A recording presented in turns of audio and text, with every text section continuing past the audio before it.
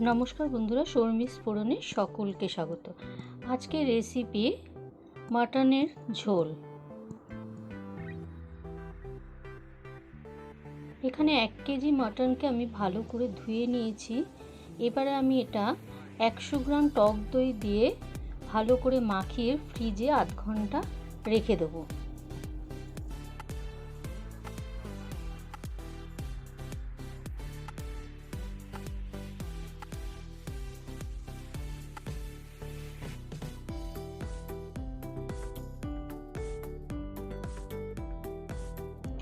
এখানে আমি নিয়ে নিয়েছি 2টো টমেটো আর 4টে পেঁয়াজ, ছোট পেঁয়াজ কুচি, আদা, রসুন আর এখানে আছে 3টে পেঁয়াজ। এই টমেটো, পেঁয়াজ আর আদা রসুনটা আমি পেস্ট করে নেব। আলুগুলোকে আমি ভালো করে ধুয়ে নুন, হলুদ আর সামান্য লঙ্কার গুঁড়ো মাখিয়ে নিয়েছি। কড়াইয়ে দিয়ে দিলাম সর্ষের তেল।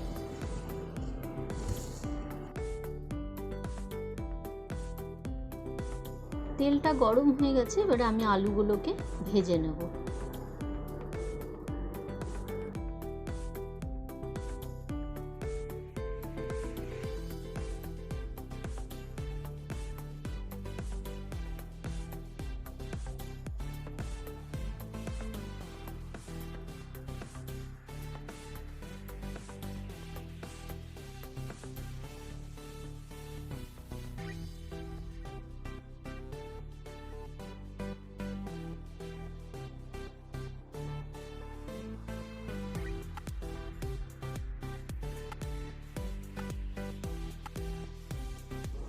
আলুগুলো ভালো করে ভাজা হয়ে গেছে, এবারে আমি তুলে নেব আলুগুলোকে।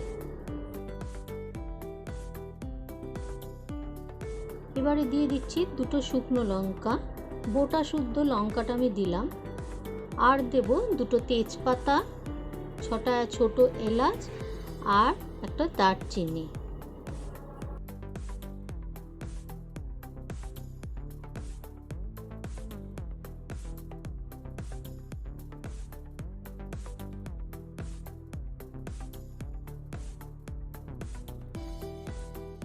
এবারে দিয়ে দিচ্ছি কুচনো পেঁয়াজগুলো।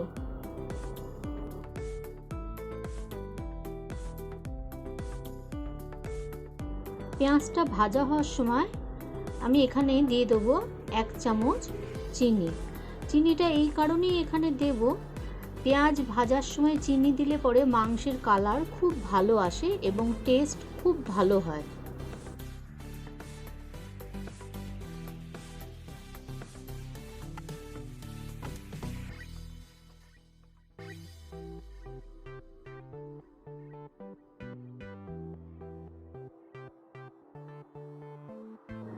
পেঁয়াজটা ভাজা হয়ে গেছে, এবারে আমি মাংসটা এর মধ্যে দিয়ে দেবো।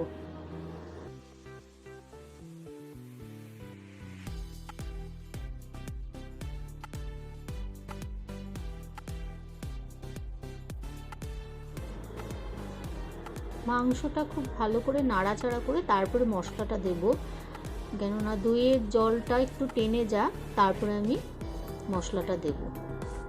আর আমি এখানে দিয়ে দিলাম 2টো পেঁপে। পেঁপেটা দিলে মাংসটা তাড়াতাড়ি সেদ্ধ হয়।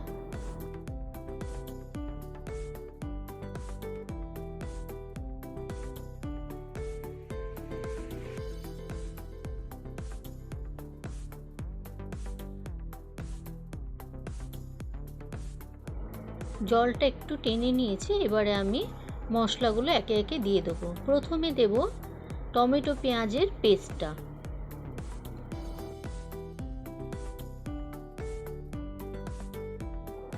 দু চামচ বড় চামচের লঙ্কার গুঁড়ো, আছে হলুদ, 1 চামচ ধনের গুঁড়ো আর 1/2 চামচ জিরের গুঁড়ো।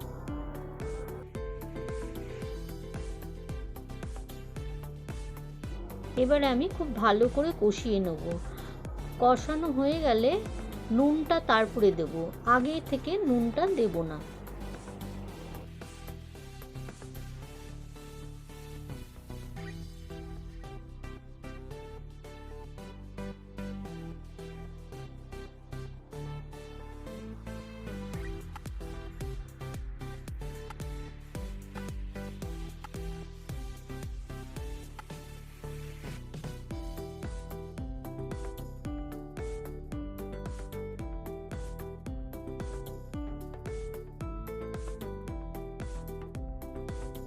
বেশ কিছুক্ষণ কষিয়ে নিয়েছি। এবারে আমি স্বাদ অনুযায়ী নুন দিয়ে দিলাম।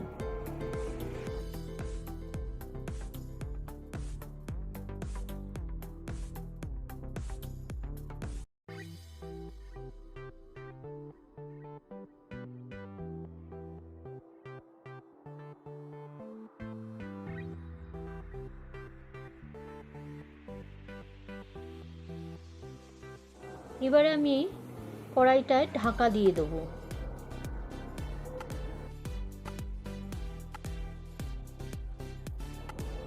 ঢাকাটা খুলে একবার দেখে নিচ্ছি কতটা হয়েছে।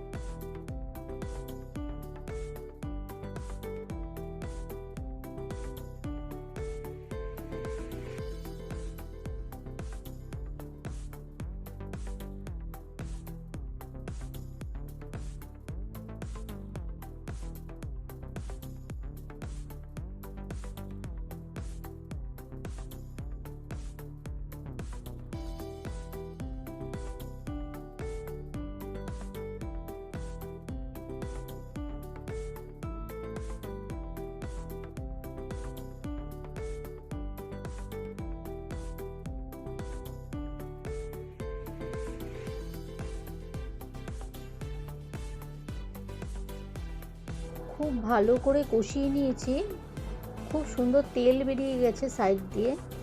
এবারে আমি এর মধ্যে আলুগুলো দিয়ে দিচ্ছি। আর আলুগুলো দেওয়ার পর আমি গরম জল করে রেখেছি, সেই জলটা আমি মাংসের মধ্যে দিয়ে দেবো।